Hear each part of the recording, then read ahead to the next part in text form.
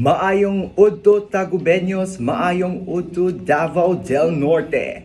Aniya kami karon live adlang Huwebes, September 26, 2024 sa New City Hall of Tagum City.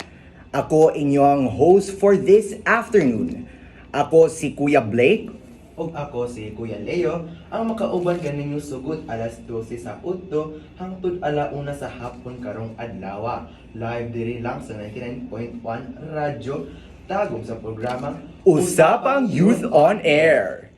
Kami inyong makauban sulod sa usa ka oras sa paghisgot-hisgot sa mga updates may tungod sa mga proyekto, programa o inisyatibo sa City Government of Tagum para sa mga kabataang Tagumenyo. This program is brought to you by the City Government of Tagum, headed by our City Mayor, the Honorable Ray T. Uy, through the Tagum City Youth Development Office. Anyway, maayong udto sa atong mga suking tigpaminaw nga nakatune in karon live sa 99.1 Radyo Tagum.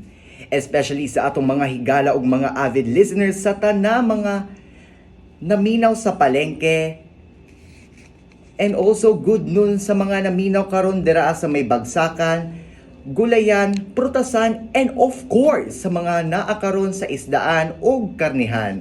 Maayong udto sa inyohang tanan.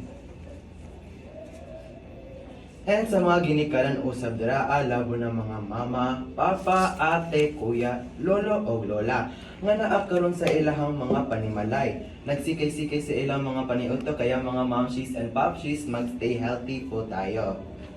Time check, it's 12:09 in the afternoon.